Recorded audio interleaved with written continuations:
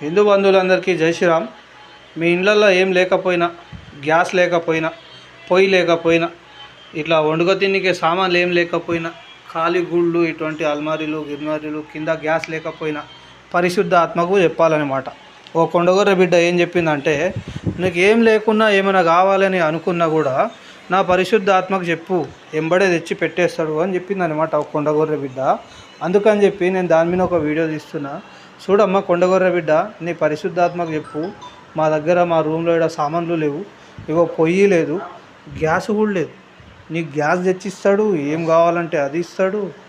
అందుకనే మాకు పొయ్యి, గ్యాసు, ఈ వండుక తిన్నికే సామాన్లు, ఇగో సీలింగ్కు ఫ్యాన్ కూడా లేదు. ఒక్క రూమ్లో కాదు, 2 ఫ్యాన్లు కావాలన్నమాట మాకు.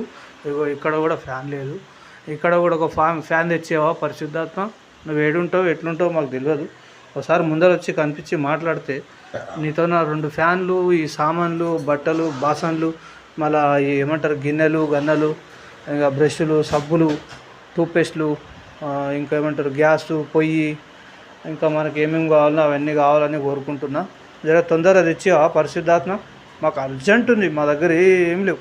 పరిశుద్ధాత్మ చెప్పేది నువ్వు ఏడున్నావు, ఎక్కడ వింటున్నావు ఏమో నాకు తెలియదు. ఫ్యాన్ కావాలి, ఇక పొయ్యి కావాలి, కుండలు కావాలి, బాసన్లు కావాలి, గ్లాసులు కావాలి, ప్లేట్లు కావాలి, కడుక్కునికి అన్నీ కావాలి. ఇక అన్నీ తెచ్చి నీకు పుణ్యం వస్తుంది.